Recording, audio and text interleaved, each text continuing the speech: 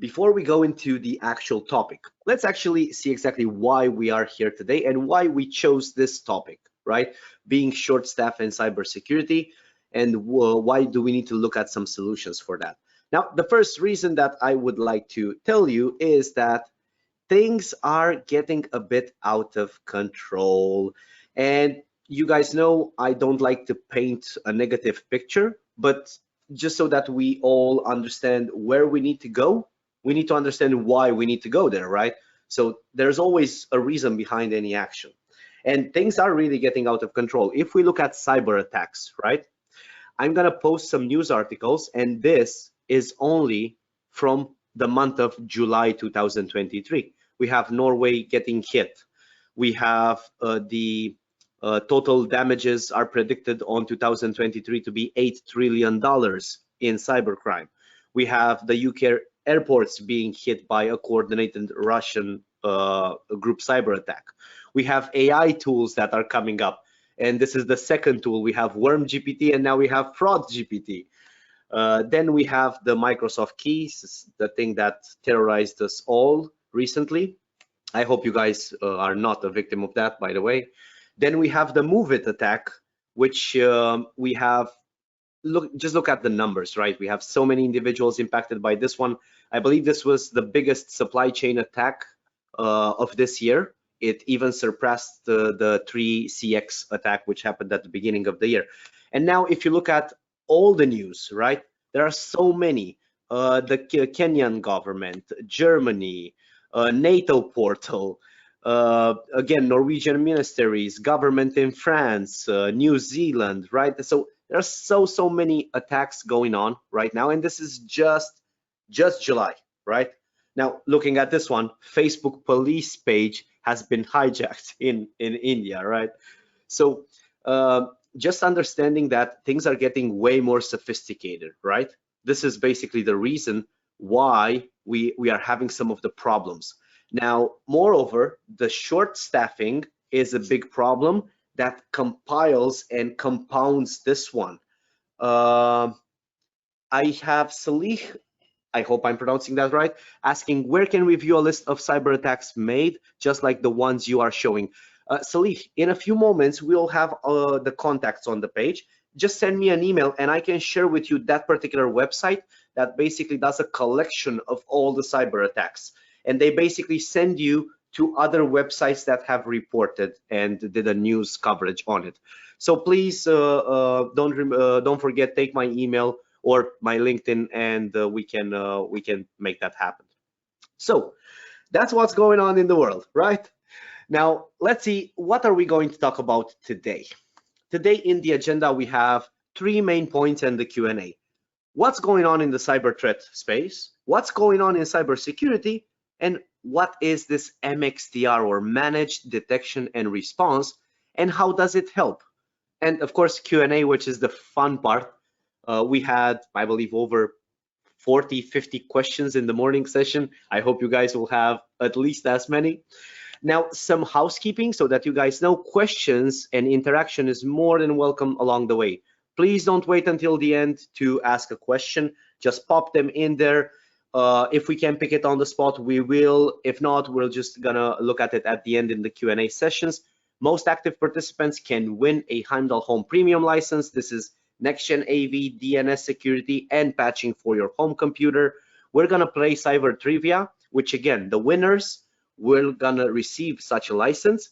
Then in the post-webinar survey, this is the go-to place in which you can help me by giving some feedback. Also, where you can mark a box so that you can be considered one of the most active participants, because I then take all the participants, put them in random.org, and that gives me a number, and then I know who the winner is.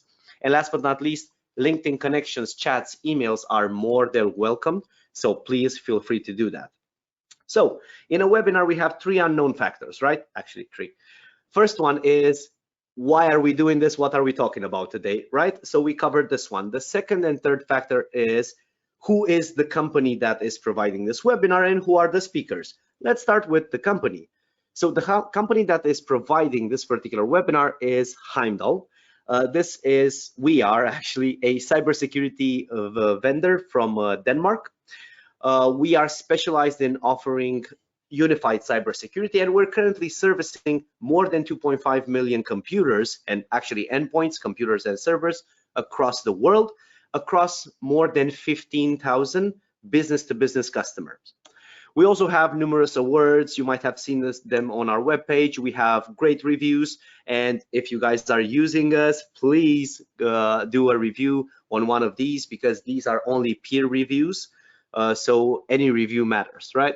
Now, taking off the reviews and the awards, what are we actually offering to the customers? We are offering literally the widest range of cybersecurity products that connect to one management portal and that work from one agent on the computer.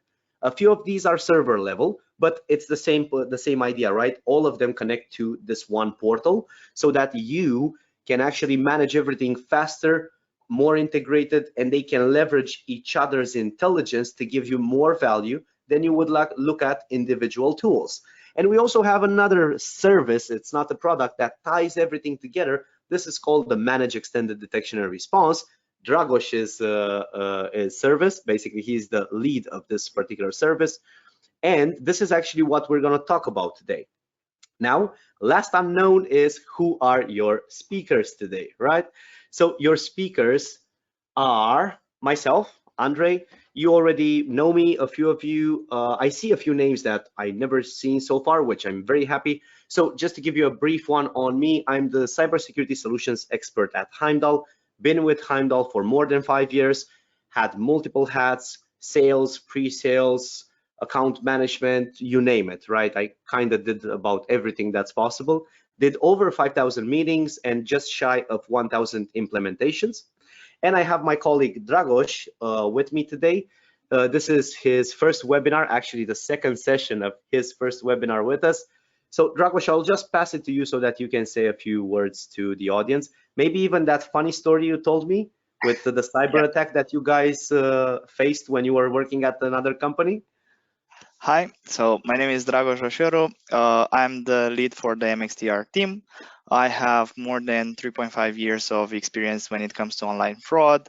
And aside to that, I also have a lot of experience when it comes to social engineering, vulnerability testing, and so on and so forth, all those things combined. So basically, I know a little bit of how the attackers and cyber criminals think when they are trying to attack and take advantage of an enterprise. As the funny story that was Andrei speaking about was that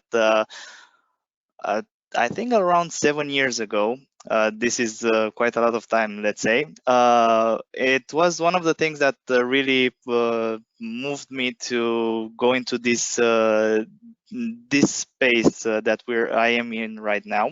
At one of the companies that I worked on, there was an attack. And the funny thing is that me as an employee at that time didn't really I wasn't really damaged, let's say, but the company was. What happened was that someone has hacked the security servers and has restricted the access to every single person in the building. So if you had the access card, you couldn't access the building. There was only specific people that were able to access the building via special key, but anyone that had a normal access card was logged in, and we were everyone 100, 200 people outside the building and weren't able to enter because someone made a joke and hacked us.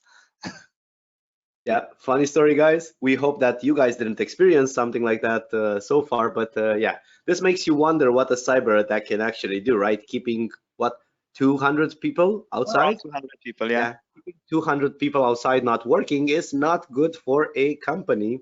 I think that the people enjoyed it. Maybe they took a coffee or something, but the managers definitely did not. But yeah. So this is us. By the way, contacts are on the page. Please use them, especially for that connection with the website in which I look at cyber attacks.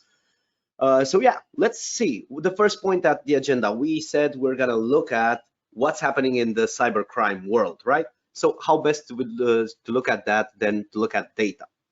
Now, this is also where we would play a bit of cyber trivia. And I'll show you the first example, and then the next two, I'll have you guys guess so that the lucky winners win a license. So when it comes to what's happening in the cyber world, in the cybercrime world, I usually look at a few metrics, right? A few type of activities, and I see how much they have evolved, or the other way around, how much they have decreased. The first thing I usually look at, because this is very dangerous, this is initial access broker advertisements in 2022. What does this mean? Basically, on the dark web, there are forums, marketplaces, and groups in which people blast news saying that, hey, I have this new access I'm selling to this new company, come and participate in an auction. Usually, these either have a flash sale number. Just taking a random example, I've shared this in the previous webinar. It was a company in Mauritius, I believe, a big company. They were selling domain admin rights to this company.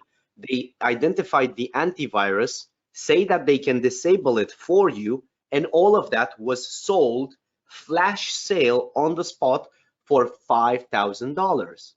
Now, the regular auction started at $3,000, and each step of the auction was $500. So the next bidder would have done $3,500, next one $4,000. But again, anybody coming with $5,000 on the spot directly would have got the access, right? So this is what's happening right now, and this is very dangerous, unfortunately, because this has become an industry. It's no longer isolated groups of people trying to do something. They're actually helping each other, exactly like in regular industries. You buy your raw material from that person, you buy your equipment from that person, you put them together, you hire some people, you sell another product to somebody else. That's exactly what's happening in cybercrime, unfortunately.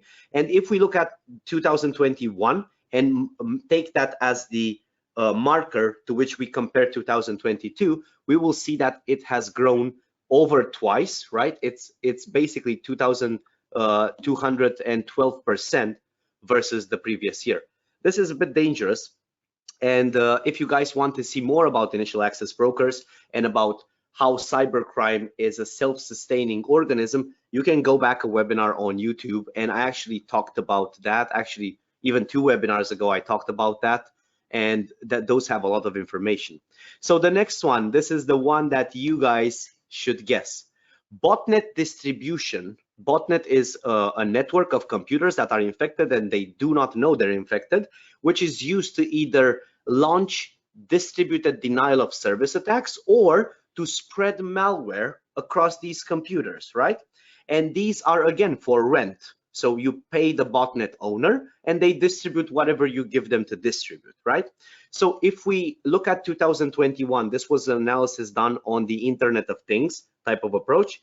We had 8% of these botnet activities containing injections of command with exploits. Exploits, again, they have a way of coming as a patch to you or leveraging a vulnerability in a software or in any type of firmware that is either 0-day, unknown, or known.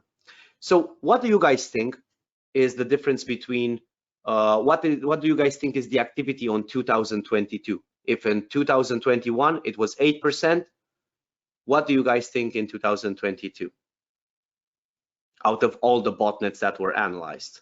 27% is Lauren's response. Kore is coming with 75, Ahmad with 75, Yosef with 75.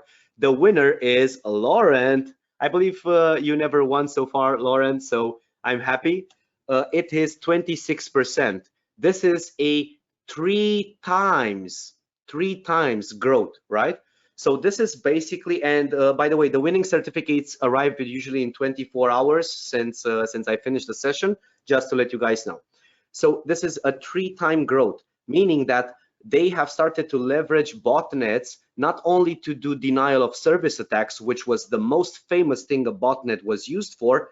They actually use it now for distributing exploit commands to your computers based on patches that are missing or vulnerabilities that are known. The next one, and by the way, this is the source underneath in case you guys want to check that further or read the full explanation. Information stealers are another thing that worry me a lot because they are so stealth and they take information from your computer. Your security systems in 70% of the cases don't even know that that is happening because they're made in such a way that they do not appear as a threat to your security system, right? Security doesn't know that this is a threat. And a lot of recent articles, if anybody wants to read something on this topic, again, connect with me, I'll share some on you. So we're looking at what is the growth on the Russian dark web marketplaces. This is on the dark web provided by Russian groups. So let's say 2021 is the marker, 100%. How much do you guys think this has grown or decreased in 2022? Let's see. 150, 170, 75, 151. Let's see, any other options? No. Okay, then the closest is Joseph. Ahmad also came with a response. Ahmad is closer, but both of you guys will win because I managed to call out Joseph. So it's actually going off the charts in this example. It's a 670%. It's almost 6 times as activity. So these Russian fellows, I have nothing with Russians, by the way, but these Russian fellows are very good hackers, and they're selling a lot of subscriptions to these Infostealers. And by the way, guys, imagine this. It's like a Netflix subscription. You pay in between $50 and $1,000 per month, depending on the information that they can make available to you, right? You pay in between that price range per month, and you have a cloud console in which you see what's available and you download based on credits. They literally made it as a full-on business right now. Now I'll show you other 3 statistics, but this time I'll just walk you guys through them. So the other 3 statistics that I usually want to look at is ransomware activity, but not just ransomware that ended with also a public data breach, which is the most dangerous one because your data is exposed and leaked, and then the data is used to attack you again, and that's the biggest problem, or actually attack your collaborators, which is again a huge problem.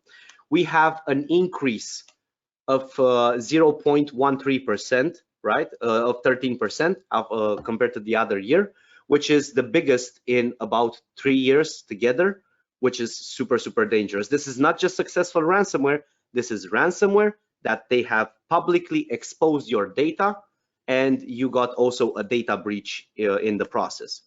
Another item which I like to look at is phishing. Phishing has grown with about 30% in 2022 versus 2021. And last but not least, supply chain attack, which is something that's on everybody's nightmares, I would say, because all of a sudden you're using something in your computer, that something gets weaponized against you, even if it's legitimate. So they're not using viruses over there. They're using something that you trust to come into your computer because that other program was hacked. And this has grown with 41.5% in 2022 versus 2021. I will use these statistics when we hit 2024, and I'll put the 2023 numbers because I'm very curious how things will go. So we can actually come back to this webinar when that happens. But again, this is what's happening in the cyber crime space. Now, since cybercrime is getting more complex, by Newton's third law, there's an opposite and equal force coming back, which is cybersecurity. And this is also getting more complex. Now, I don't know if that's a good thing or a bad thing, but basically with cybersecurity right now, let's imagine that this is cybersecurity, this line that I placed here.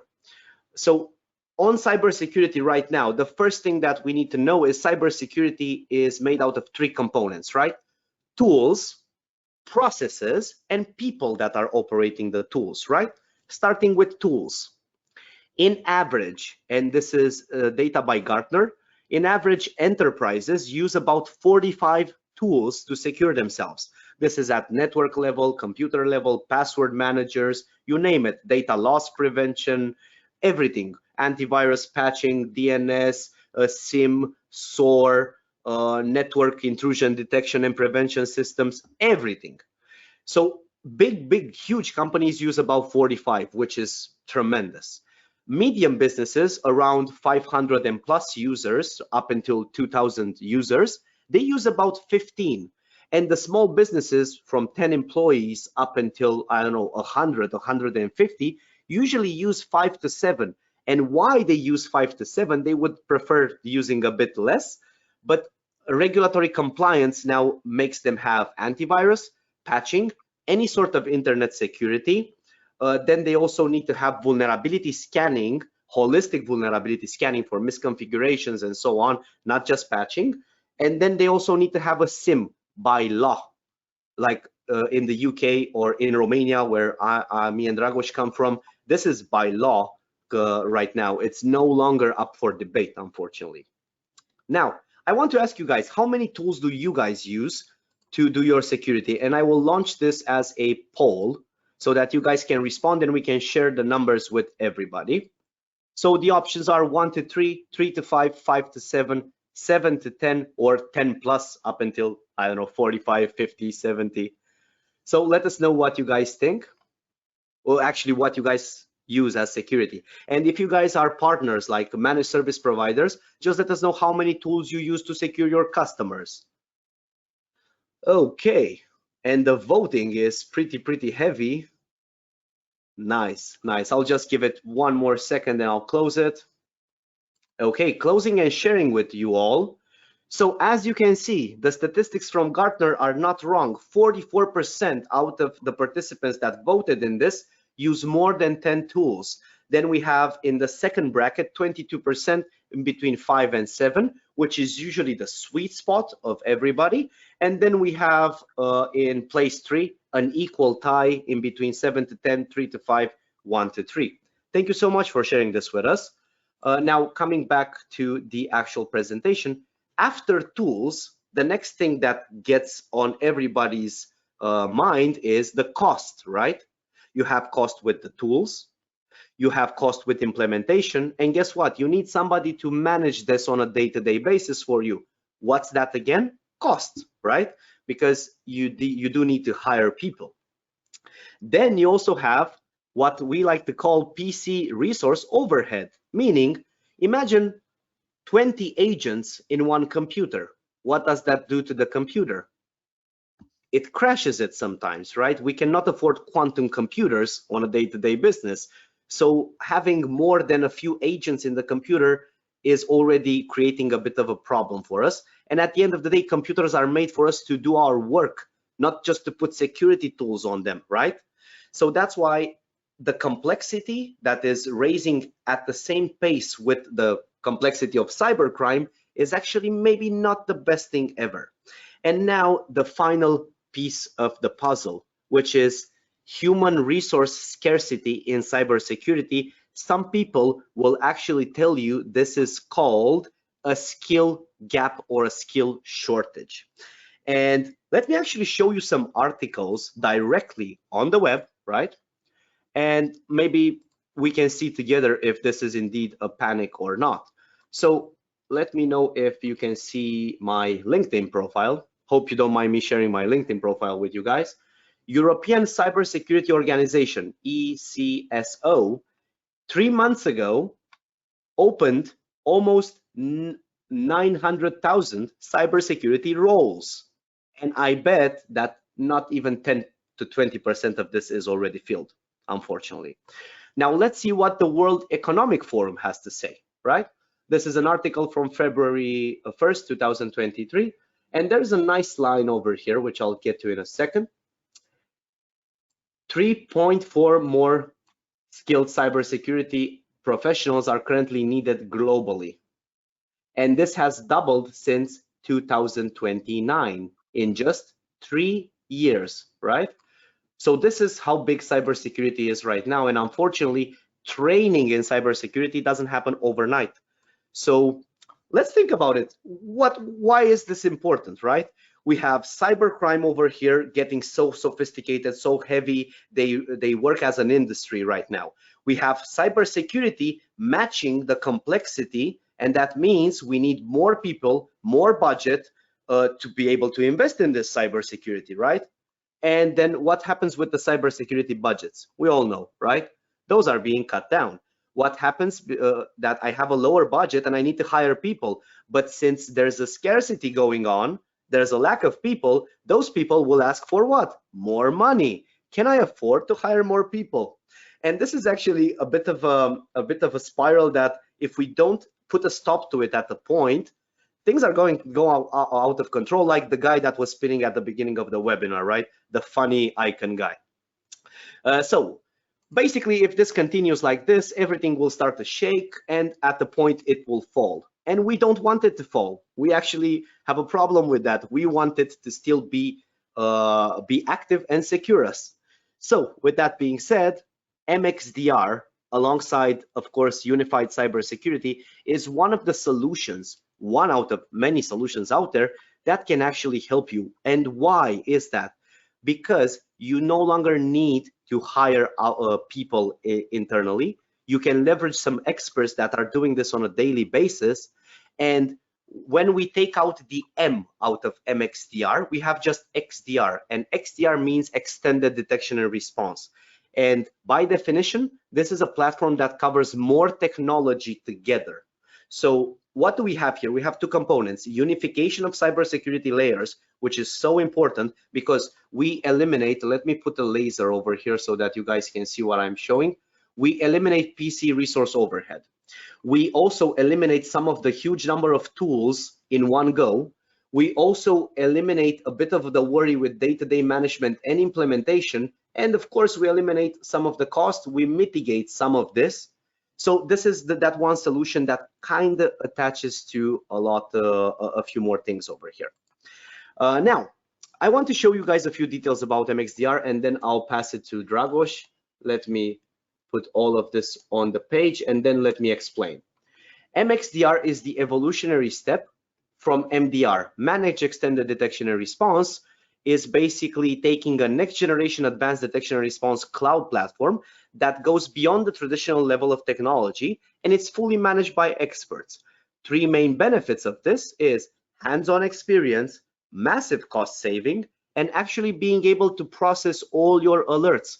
By the industry, people actually get a chance to process about 40% of the alerts that they handle on a day-to-day basis. And when it comes to cybersecurity setups with MXDR, usually with the industry, we see a very high cost to this. And we also see a very good overall value to this. So basically, you're getting your money's worth. But when it comes to managed extended detection and response, usually they look at detection tools and response tools. They don't look at preventive security. They don't look at email. They don't look at admin rights. That's why when it comes to Heimdal, our MXDR solution as a package with the XDR component as well with the tools comes about 35 to 45% compared to the good market players. And as value, you have the exact value because we manage the action tools like antivirus, ransomware protection, DNS, and so on. However, we also manage for you guys some other tools like patching, email, admin rights. So just the fact that the platform itself can cover more, in this way, you actually get more value at a lower cost than the industry average. And with that being said, I want to talk a bit about the MXDR service. And for that, I'll actually pass it to Dragos. Dragos, before we go into the actual walkthrough of a detection, what you guys do, could you tell the audience what do you guys do holistically? So you just do alerts, or do you do something else as well? How would you describe your service in Heimdal in just a few words? Okay, so basically, when people think of this, they do think of resolving alerts and things like that. But we do it a little bit differently, because the first thing before you have an alert and there is a threat, you need to take all the measures in order to prevent it, to prevent any access point, to prevent any threat from entering your cyberspace. So what my team does is monitor constantly the client's environment, monitor their settings. Are their settings the most secured one? Are the most compatible with the client? Is there something that we see there that the client should resolve? Is there any vulnerability that has not been exploited but could be exploited in the future? Is there anything there that the client needs to update? Is there anything that they are using and it's not okay for them to use it because it's a well-known source of infection and things like that? So we don't only do alert monitoring, we also do prevention. So, you know, it's better to be safe from the beginning than actually be attacked and have a bodyguard with you, because you're still gonna get hit at one point in the mess, you know. That's a good one, right? Prevention is the best cure to anything. So yeah, let's see what happens in the alert phase, because this is where people usually come with all the questions. So everything starts from an alert. We have an alert, we consider it as an active alert until we actually check mark it as being resolved. But in between what's up and what's below, like the alert happening and the alert being check marked, we have 4 phases. We do an initial investigation and event classification. We take or we recommend actions, and we'll explain exactly why. We do a complex analysis, and only then at the end, remediation and eradication from the computer. And only then we can consider an event as being finalized. Now, I'll just walk you through the first stage, and then I'll pass it on to Dragos. In the initial phase, basically whenever an alert comes in, the Heimdal MXDR Viking will classify it into 3 categories: low, medium or high, and urgent, which is all hands on deck, because these are actually very dangerous and they can spread very fast. Then, to know a bit what you can find in these categories, when it comes to low, we can find adware, unapproved or pirated software, potentially unwanted software in the computer, like things that generate more adware, and ignoring updates, and so on. Then in medium high, we have Trojans, worms, spyware or Infostealers, advanced persistent threats, and so on. And when it comes to urgent, the things that make us sleep less at night, we have, of course, ransomware, which is one of the most dangerous. Then we have incoming attacks, worms that are already spreading, zero-day attacks, banking Trojans, and so on. So Dragos, would you like to take some examples out of these and start going through the flow for everybody? Yes, so the most, let's say, common ones that are there and we see quite often, and also the ones that people will see them often and might be scared of. So the first thing is that when we talk about the low risk alerts, the most that we see is adware and potentially unwanted programs or applications, depending how you want to call them. Then we have Trojans, and when we talk about medium or high risk, and ransomware when we talk about urgent ones. Those ones are the ransomware especially is the one that most people are afraid of, because it involves more than just malware. It involves extortion. It involves a lot of things. They're more targeted. And also, don't forget that if an alert is classified as a low or medium high risk, it doesn't mean that it cannot get to a higher level.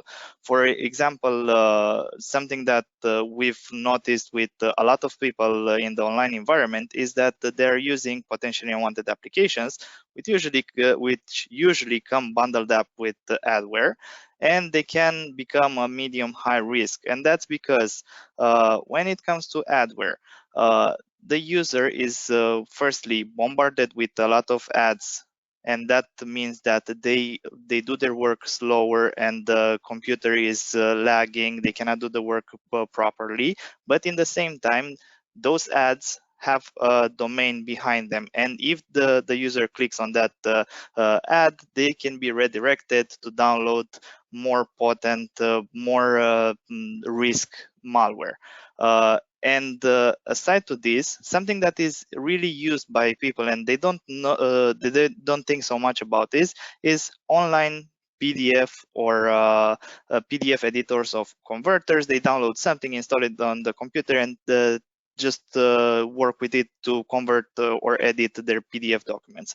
But what they don't actually see is that, firstly, once you do that, once you edit or convert a file, that program does not do the conversion on your computer. It has a server behind it and sends the file to the server, that making your every single detail, every single information that you have in that file publicly available or potentially publicly available. So that's a data breach. Secondly, you need to download back that file and for you to use it, because you use that program for a scope. And when you download back, you don't know how that file comes back. It can come back with a payload that can install something else on your endpoint, and it can transform into a ransomware. So we always want to educate the people on, don't use that. Use that as an alternative. This is what you're doing wrong, and all those things. And now I think it's time to go to phase 2, so you actually see how we actually work in MXDR. So here you see that there's a thing called consent. In MXDR, we don't take an action without the client's consent. The client's consent is given to us for us to take actions. And if we don't have it, we'll just provide a review of what we seen on the endpoints, what's happening there, what are the worst things that can happen, and also a set of instructions on how to solve those issues. Because if we would just provide, hey, you're having that on your computer, good luck. No, we also provide the instructions if you don't want us to take direct action, or you want actually to train your own people to know this for the future. You can do that, and we provide the actions for them to take, and they can do it so it solves any issue that is in the computer. And then we go to the part where we take actual actions, and that is, the file is usually already quarantined by the antivirus, and what we want to do then is, if it's an unknown file, to extract the sample and analyze it, because we want to know what it does. If it has a well-known hash signature, then there's already a lot of information on it. We have experience with it, so we know what it does. But sometimes it may have an unknown hash signature. That doesn't mean that it's a new application, but it might be able to do something more, and we want to know what. If it's something that we know that usually comes bundled up with something else, or it's unknown, we will also send instructions to the endpoint to start an antivirus scan to ensure that nothing else is going on there. And after that, we will try to remove the exploit, obviously. And now we're going to mid and high risk threats, which the same. When it comes to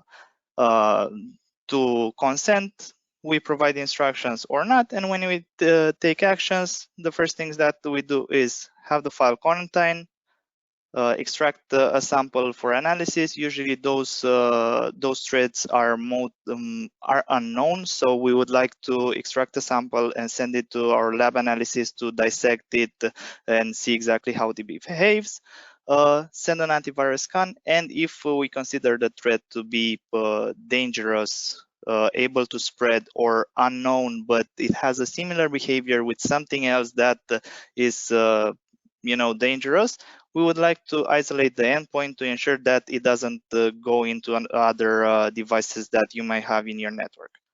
And when it comes to urgent matters, again, this is a little bit tricky, because here, even though we don't have the consent beforehand, the first thing that we do when we find the urgent matter, we'll try to do everything possible to call and get in contact with the person in charge from the client side. We'll call them, we'll email them, we'll go to the account manager for them to call them, email them to get in touch, because they're there and they're in front of the computer, they are in the organization, and if we didn't get the consent beforehand to give us the consent to protect them, and if we have the consent or it is given to us afterwards, we have a couple of actions that we do. Firstly is isolate the endpoint to ensure that it doesn't spread. And another thing that we do is even though the client may not have some features, Heimdal modules turned on, they don't pay for them, we activate them. We activate them just to keep them safe on that matter. For instance, we have they don't pay for the antivirus. We activate it. We put the antivirus to work to keep any malware output, and while we take care of the ransomware, for instance. And after that, we take care of the viruses or other malware as well. But the antivirus is capable to do that while we take care of something else. And we also start the timeline of events. Dragos, just one question. Yes. So did we all hear that right? Even if a customer does not have all those Heimdal modules we saw at the beginning, and you need some of those to either contain or further your investigation, of course, by discussing with the customer, you enable them, again, even if they were not purchased initially. Yeah, that's actually free of charge. You don't charge the customers for that, right? We do not charge the customer for that. It's free of charge because it's just, we think that it's keeping the customer protected and secure is above money. So in case of need, we'll give every single possible thing that we can give just to keep them protected. And regarding the timeline of events, I'll tell you a bit about that later. Thank you, and so sorry that I interrupted you. It's a bit shocking to hear something like this. I was not aware of the procedure, so. It's something that we're proud of. I don't think any of our competitors offer anything like that. I don't think they care so much about the client as we do. Guys, going back to that value marker that I put 10 stars out of 5 on it, I had the feeling why I'm doing that. Okay, so let's move to phase 3. And Dragos, carry on again. Sorry for interrupting you. No worries. So in phase 3, here is a little bit, the thing is that in phase 3, we do a complex analysis, and we usually load the risk threats. They're already known, they're contained by our modules, so we skip it to phase 4. But when it comes to medium, high, or urgent risk threats, we do some things in phase 3. When it comes to medium, high risk, we will have a sample, and we will do a static analysis, dynamic analysis, sandbox testing, and also forensic analysis to see how those things happen, how it got into the environment, along other things. There are a lot of things that we may do, but those are the most usual ones. And when it comes to the urgent matters, it's something similar. But here, along those things, we also do remote sessions with the users. When we do those remote sessions or from our dashboard, we're trying to collect every single log possible. We also have a special tool that we deploy onto the customer environment to collect every single thing that is there that can help us out. And when I talk about the logs, here we have Heimdal logs, event viewer logs, firewall logs, XTP engine module logs, and also we collect further samples for testing. And yeah, I think we can go directly to phase 4 now, because here is the thing that most people want to get, and it's when we have every single thing already analyzed and made every single research possible and analysis possible on those threats, we'll have them remediated and eradicate the exploit and everything that is there. So we will also provide a analysis result of what happened, how are the things, were they dangerous, how dangerous they were, and provide it to the customers so they are aware. That's when it comes to low risk threats. When it comes to medium or high risk threats, here we will also we do this in all the things, but here are more visible. We'll do system patching, vulnerability patching, exploit removal, and as well as have the environment monitored constantly, because if something happened, it might happen again, and or things might have residue in the system, and we want to monitor to ensure that nothing else is there, and nothing is going to happen again to that system. And once that is done, we will provide a post-incident review with every single information. And while we do that, we also provide the users, the client, with all the steps that they can take in the future to not get into that situation again, to educate them. And now we go to the fun part, the urgent matters, the risky ones. And here we do the same thing. We patch the system, we remove the exploits, we remediate any vulnerability, we monitor the environment, and as well, with all those things, we do a post-incident review, as well as have a call with the client, a last call.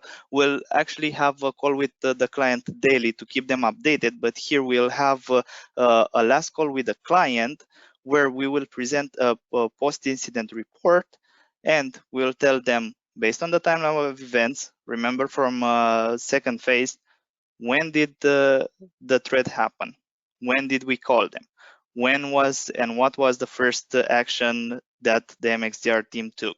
What was the second action? And so forth. How did the attack happen? What other vulnerabilities did we find in the system that might not have been exploited now, but might be exploited in the future? And every single thing like that, in order to make the cyberspace safe for the client. Okay, then with that being said, after the team does all of this, only then they can consider that the event has been resolved. Now, just to let you guys know, you have a handouts section in which you can download two materials. One is the data sheet for the service that Dragos walked you guys through right now.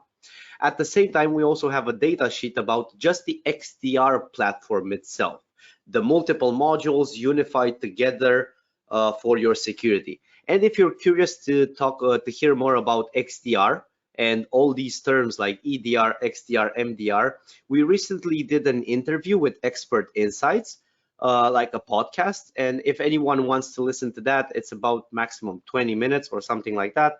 Do connect with me, and I'll share the link.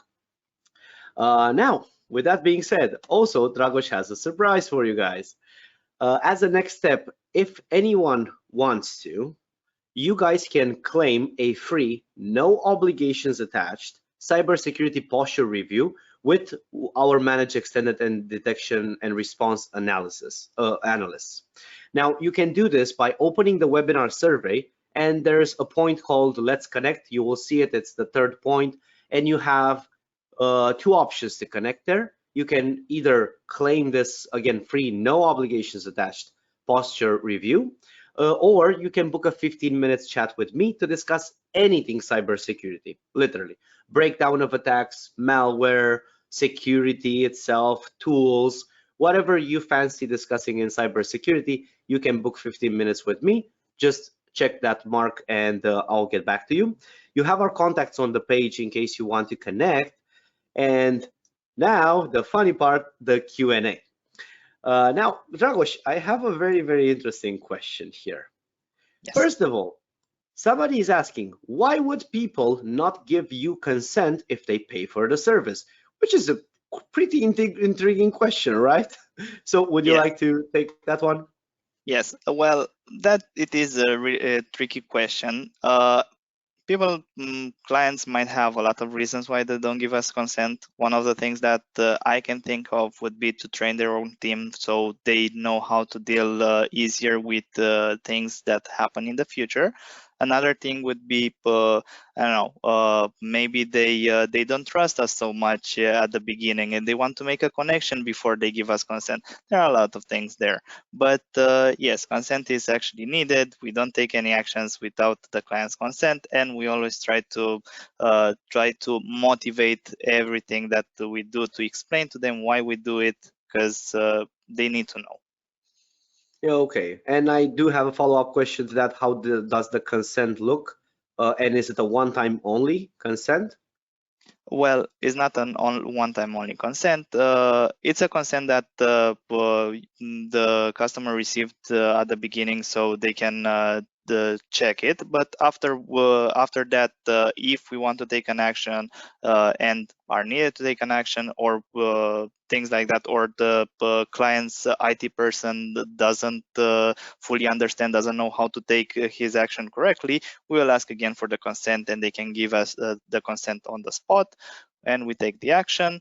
And also in the future, we'll have in our dashboard, actually this month, somewhere we'll have an integration in our dashboard where each client can choose each thing that they give us consent to do.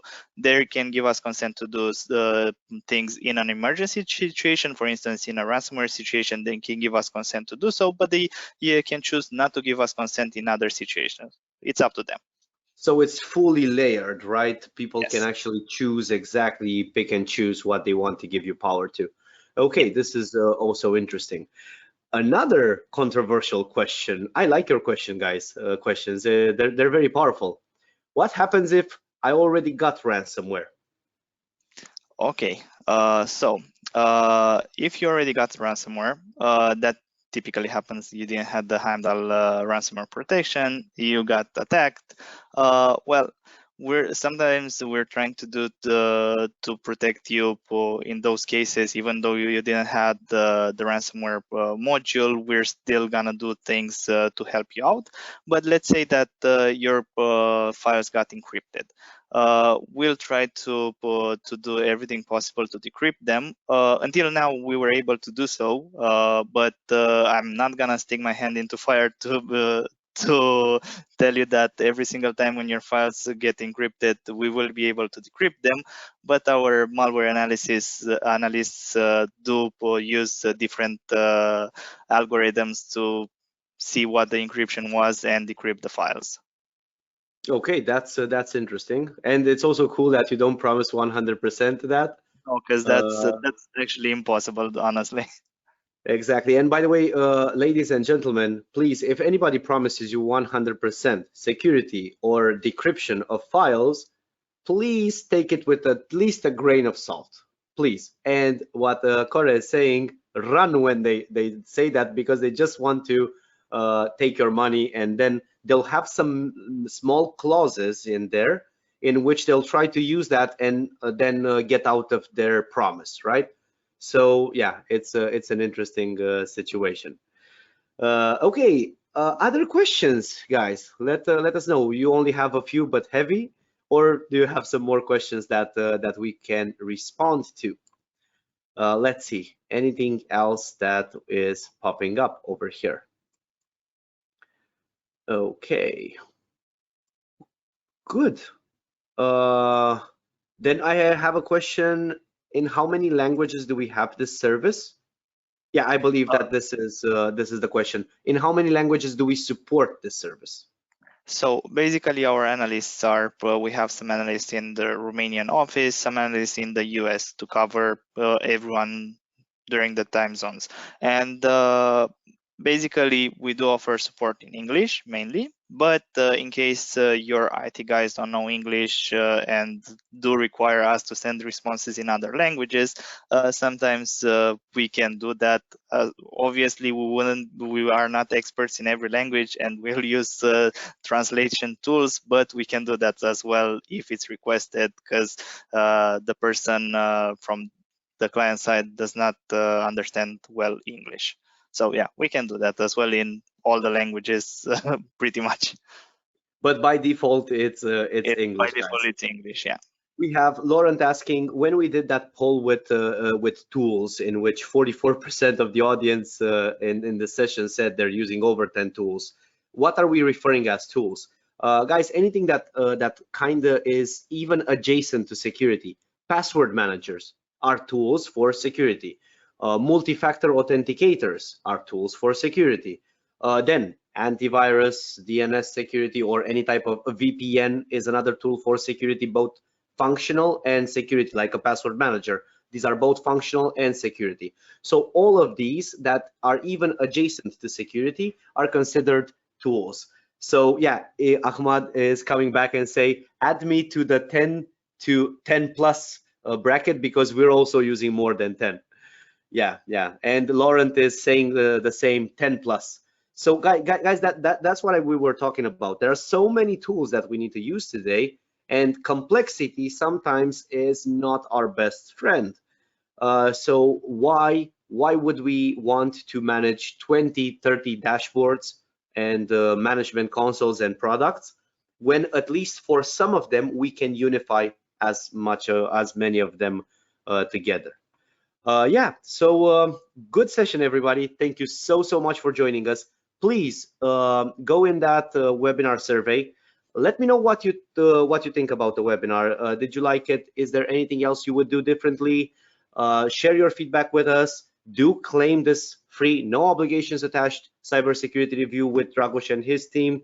And yeah, book a 15-minute chat with me if you want to talk some more. Wishing you guys a very good session. The winners, expect your certificates in maximum 24 hours. And I read all feedback and I also respond to it. So please don't hesitate to say anything there. Any last words for our audience, Dragos? Just stay safe, because it's the most important thing. Simple yet powerful. Goodbye, everybody. Enjoy the day, and we hope you have a great August. Bye-bye.